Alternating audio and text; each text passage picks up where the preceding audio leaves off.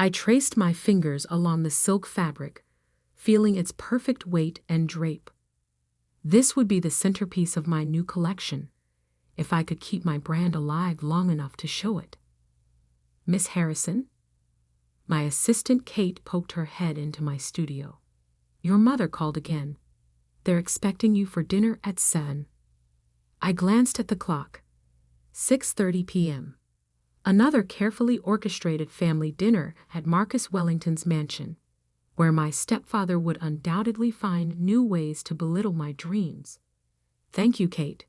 Could you make sure the lookbook photos are ready for tomorrow? And confirm our meeting with the influencer agency? Already done, she smiled, then hesitated. Are you sure about keeping the Paris plans quiet? Your family might be more supportive if they knew. I shook my head, carefully folding the silk. Marcus would only try to interfere. Better they think Isabella Harrison Designs is struggling. It makes tonight's performance more convincing. The truth was, my little boutique had outgrown its humble beginnings months ago. What started as a small atelier in Brooklyn had evolved into something much bigger, though I'd carefully hidden the evidence.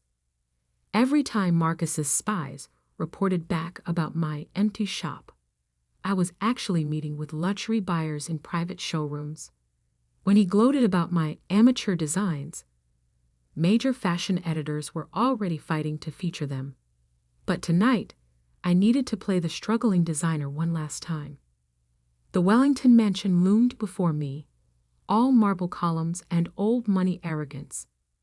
Marcus had bought it with my father's insurance money after marrying my mother, though he preferred everyone forget that detail. I smoothed my deliberately simple dress, one of my designs, but understated enough that Marcus wouldn't recognize it, and rang the bell. Darling, my mother answered, all perfect makeup and nervous energy. You're just in time. Marcus has big news. I bet he does, I thought, kissing her cheek. I'd heard whispers about his plan to launch his own luxury brand, building off his success in mass-market retail. He'd been poaching designers and manufacturers for months, though he didn't know I had friends in every atelier he'd approached. The dining room was a monument to Marcus's idea of success. Crystal chandelier, antique furniture, and precisely arranged place settings that no one dared disturb. My younger half-sister Sophia sat quietly, tapping her phone under the table. At 16, she was already learning to navigate Marcus's moods.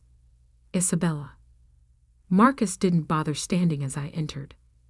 I trust your little shop isn't keeping you too busy for family obligations. I took my seat, noting how he positioned me directly across from him. Classic power play. Never too busy for family. Excellent. He smiled, all teeth and no warmth. Because we need to discuss your future. The staff served dinner. Elaborate French cuisine that Marcus barely touched while holding court. He loved an audience, especially a captive one. I've been reviewing the family's investments, he began, swirling his wine. Your mother and I have decided it's time for some changes.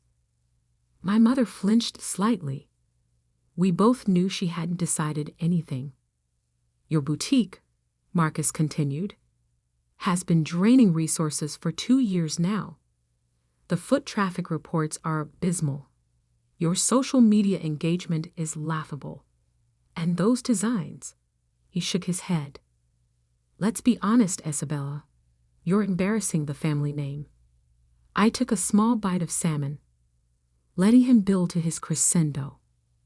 Therefore, I'm cutting your funding. It's time to close up shop and join the real world. In fact, his smile widened.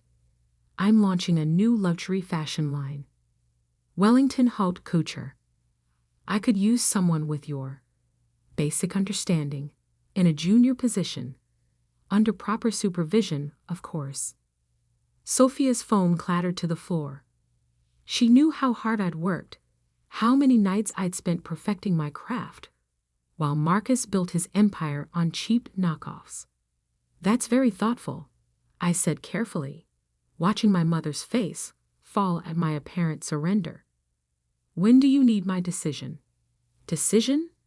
Marcus laughed. I'm not offering a choice, Isabella.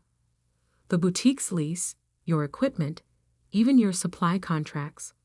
Who do you think has been underwriting all that? I own everything you've built. I stood slowly, placing my napkin beside my barely touched plate. I see. Then I suppose I should go pack up my studio. Don't be dramatic, Marcus sighed. Stay, finish dinner.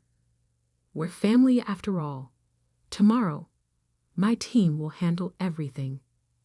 I kissed my mother's cheek, whispered "Watch the news tomorrow" in Sophia's ear, and walked out of the mansion for the last time. In my car, I finally allowed myself to smile. Marcus was right about one thing. Tomorrow would change everything. He just didn't know that his family obligation had outmaneuvered him at every turn. My phone buzzed. A message from Kate. Influencer contracts signed. Celebrity fittings confirmed. Paris guest list finalized. And Marcus's team just tried to access our real financial records. Perfect. Let him think he found all my secrets. I drove to my real studio, not the decoy boutique Marcus had been watching, but the converted warehouse in Manhattan's Garment District, where my team was putting the finishing touches on the collection that would debut at Paris Fashion Week. The collection that would make Isabella Harrison Designs a global luxury brand. And if Marcus thought he could steal it, he was about to learn that his stepdaughter had inherited more than just her father's talent for design. She'd also inherited his business acumen and his lawyers. Tomorrow would prove exactly who was embarrassing whom. The next morning dawned crisp and clear. Perfect weather for watching an empire crumble. I sat in my real studio's control room surrounded by screens showing security feeds from both locations. On one monitor, Marcus's acquisition team was breaking into my decoy boutique, smugly photographing the intentionally mediocre designs I'd left as bait. On another, celebrities were quietly entering my real studio through the private entrance. They found the fake financial records, Kate reported, watching the feed. And the secret notebook with the terrible sketches. How long until they realize none of the real equipment is there? She checked her watch. Given their competence level? Hours. But it won't matter by then. She was right. At exactly 9 a.m., my carefully orchestrated plan began unfolding across social media. First, Victoria Chen, Hollywood's newest A-list actress, posted a photo in one of my designs at her movie premiere. Obsessed with my at Isabella Harrison Designs gown. Can't wait to wear more at #Paris Fashion Week. 10 minutes later, pop superstar Jade Martinez shared a video of her final fitting in my studio. Isabella Harrison isn't just a designer, she's an artist. This collection is going to change fashion forever. By 9:30, my name was trending worldwide. My phone buzzed. Marcus. I let it go to voicemail, focusing instead on the real work ahead. In the main studio, 30 skilled artisans were putting final touches on the collection. Each piece represented months of innovation, combining traditional craftsmanship with cutting-edge technology. The centerpiece, a hand-embroidered gown with fiber-optic threads that changed color with the wearer's movements, had already been purchased by 3 major museums. Miss Harrison, one of my seamstresses, called out. The Vogue team is here for the exclusive preview. I nodded, watching Anna Wilson, the magazine's formidable editor, enter with her entourage.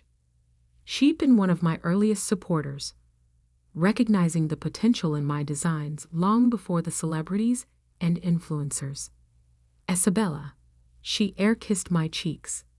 Darling, the buzz is extraordinary. And these pieces. She ran her hand along a jacket made of laboratory-grown crystal fabric. You've outdone yourself. Thank you, Anna. Though I suspect my stepfather might disagree. She smiled wickedly. Ah, yes, Marcus Wellington. I heard he's trying to launch his own luxury line. Knockoffs of last season's trends, I assume. Actually, I pulled up some designs on my tablet. These are his planned showpieces. Notice anything familiar? Anna's eyes narrowed as she swiped through the images. These are remarkably similar to your early sketches, the ones you showed me last year. The ones I deliberately leaked, you mean? I switched to another screen, showing trademark registrations and patent applications. Everything properly documented and dated, of course. Oh, you delicious creature. She laughed. You knew he tried to steal your work. Marcus has been copying other designers for years. I just gave him the perfect opportunity to copy mine. I gestured to the busy studio. While he was focused on my failing boutique, we built this. Every piece protected, every innovation patented. My phone buzzed again. More missed calls from Marcus, plus increasingly frantic texts from my mother. Isabella, what's happening? Marcus is furious. Darling, please call us. The news is saying you're showing at Paris Fashion Week. Finally, a message from Sophia. OMG sis, you're trending. Marcus is having a meltdown. This is epic. Kate appeared at my elbow. Marcus's team just realized the boutique is empty. No equipment, no patterns, no real inventory. They're calling his lawyers. Right on schedule. I checked the time. Is everything ready for the press conference? She nodded. Live stream set up, journalists arriving, and she smirked. Marcus just requested an invitation. Perfect. I smoothed my dress. One of my most sophisticated designs, naturally. Let's give him a front row seat to his own humiliation. The press conference room filled quickly. Fashion journalists, industry insiders, and social media influencers packed the space, all eager to understand how an apparently struggling designer had secretly built one of the most anticipated luxury brands of the year. I spotted Marcus in the back, his face dark with rage, flanked by his lawyers. My mother sat beside him, looking confused but proud. And there was Sophia, grinning and filming everything on her phone. Good morning, I began, taking the podium. Thank you all for coming.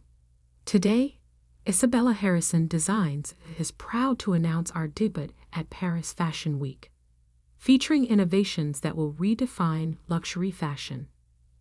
Screens around the room lit up, showcasing my real collection. Gasps and murmurs filled the air as journalists saw the technological innovations, the architectural designs, the perfect fusion of art and engineering. Every piece is fully protected by international patents and trademarks, I continued, my eyes finding Marcus. We've spent 2 years developing these innovations in secret while maintaining a decoy location to prevent industrial espionage. Marcus's lawyers were frantically whispering to him now, likely explaining how thoroughly he'd been outmaneuvered.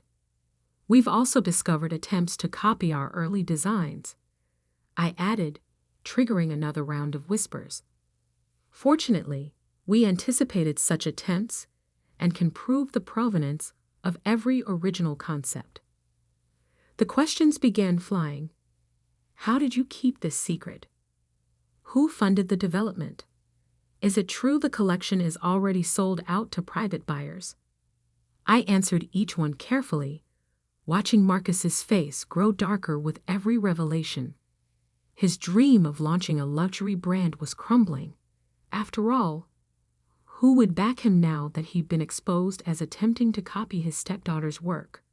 When the formal presentation ended, Marcus tried to approach the podium, but security smoothly intersected him. I'd learned from the best, after all, him, about controlling access and managing optics. Isabella, he called out, loud enough for nearby journalists to hear. You ungrateful little Mr. Wellington. I cut him off smoothly. All legal correspondence should go through our attorneys. Though I should warn you, attempting to seize a company you don't actually own could be considered corporate fraud. He froze. What do you mean? Don't know. I smiled, channeling his own condescending expression. Check the paperwork, Marcus. Everything you thought you were funding was a shell company. The real Isabella Harrison Designs has different investors, different contracts, and different ownership. But thank you for the early lessons in business strategy. They proved quite valuable. As security escorted him out, I caught my mother's eye. She was crying, but smiling too. Sophia ran up and hugged me, whispering, "That was amazing. Can I intern for you this summer?" Later in my office, Kate brought in a stack of media coverage. The story was everywhere. Young designer outsmarts corporate takeover, fashion's new tech revolutionary, the secret success of Isabella Harrison.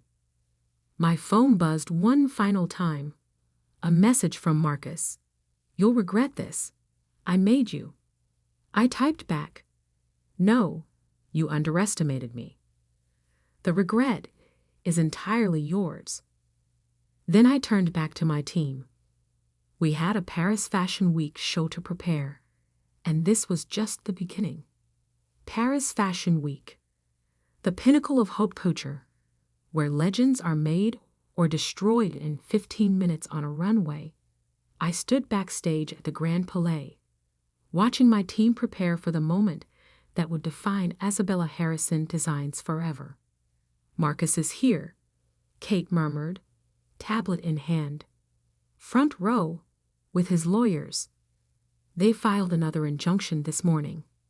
I smiled, adjusting a model's collar. How many does that make? 6 in 3 weeks, all dismissed. Though he did manage to free some of your old accounts. The empty ones, I confirmed. How's Mom doing? Kate glanced at her tablet. She's in her seat. Sophia's with her. And the video you asked for is ready. The last 3 weeks had been a whirlwind of preparations and legal maneuvers. Marcus, desperate to salvage his reputation, had tried everything to stop my show.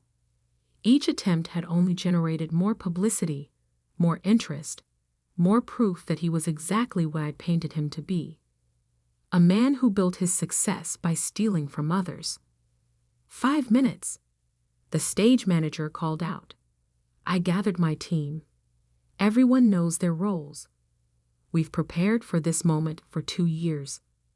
Now let's show the world what real innovation looks like. The lights dimmed. The music began, a haunting melody I'd commissioned specifically for this show. The massive screens above the runway flickered to life, showing the journey of Isabella Harrison Designs from that small Brooklyn boutique to this moment. Then, the first model emerged. The crowd gasped as my crystal fabric jacket caught the light, refracting it into thousands of rainbow patterns. Each movement created new colors, new designs, new possibilities. The technology we developed didn't just make beautiful clothes, it redefined what clothing could be. More looks followed. The color-changing gown that responded to sound. The architectural pieces that transformed on the runway. The sustainable fabrics that looked like liquid metal but felt like silk. Each innovation perfectly documented, patented, and protected. From my position backstage, I could see Marcus's face growing darker with each new revelation. He thought my little boutique was producing simple dresses and basic designs. Now he was watching 2 years of secret innovation parade past him, knowing he couldn't touch any of it. Halfway through the show, the screens changed. Now they showed correspondence, contracts, and designs, dated and documented evidence of every attempt Marcus had made to steal my work. Interspersed were clips from security cameras, showing his team breaking into my decoy studio, trying to steal what they thought were my secrets. The fashion world is brutal, but it despises thieves more than failures. The final look was my masterpiece, a wedding gown that combined every innovation we developed. As the model reached the end of the runway, the dress began to transform, each layer revealing new patterns, new technologies, new possibilities. The audience rose in a standing ovation before the show even ended. In the chaos that followed, I made my way to where my mother sat, still applauding, tears streaming down her face. "Isabella," she whispered, hugging me tight. "Why didn't you tell me?" "Because Marcus would have used you to stop me," I said gently. "He had to believe he was in control." "He's ruined," Safia announced gleefully, showing me her phone. Stock in Marcus's companies was plummeting as news of his attempted theft spread. Major retailers were canceling contracts, unwilling to be associated with proven plagiarism. "Ms. Harrison," journalists swarmed around us. "How does it feel to be the breakout star of Paris Fashion Week? Is it true you've already received orders worth over $50 million? Will you press charges against Marcus Wellington?" I held up my hand for quiet. Isabella Harrison Designs represents a new era in fashion, one built on innovation, integrity, and imagination. We've proven that success doesn't come from stealing others' dreams, but from believing in your own. "This isn't over." Marcus's voice cut through the crowd. He looked disheveled, desperate. "I made you. Everything you are, everything you have, it's because of me." "No, Marcus." I turned to face him one last time. "Everything I am is because you taught me exactly what kind of person I didn't want to be. You showed me that true success isn't about crushing others. It's about creating something real." Security moved to escort him out, but he shrugged them off. "Your father was a failure too. That's why he left you nothing but debt."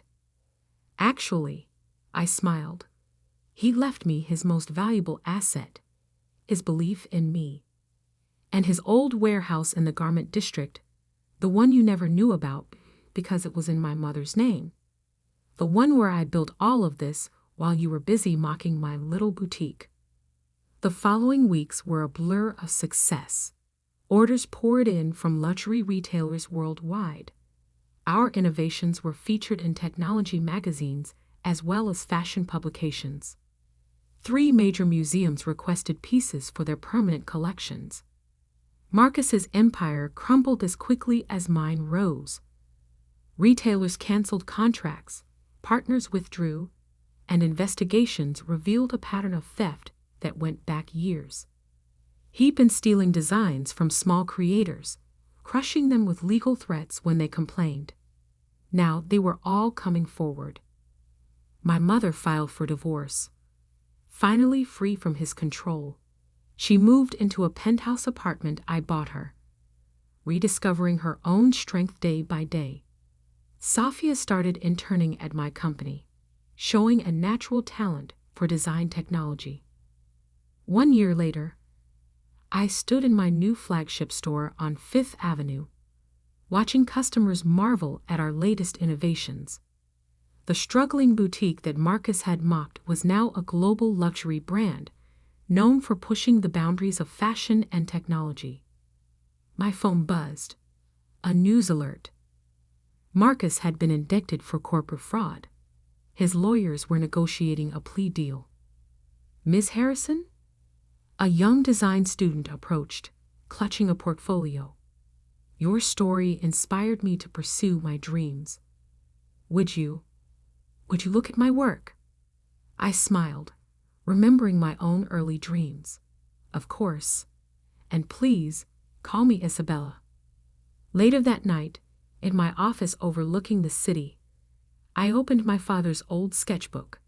His final note was still there, written when he knew he was dying. Success isn't about what others think of you. It's about staying true to your vision, even when no one else believes in it. I'd done more than that. I'd turned his vision into an empire, transformed his old warehouse into a fashion revolution, and proved that the best revenge isn't about destroying your enemies. It's about building something so magnificent that their attacks become irrelevant. Marcus had taught me one final lesson. Sometimes people underestimate you because they can't imagine you being stronger than they are. Their limitations become their weakness. My phone buzzed again. Anna from Vogue. Darling, what do you say to a cover story? The future of fashion. How Isabella Harrison changed the game. I looked out at the city lights, thinking about that family dinner a year ago, when Marcus thought he was ending my dreams. He never understood that you can't kill a dream by mocking it. You only make it stronger. Yes, I replied.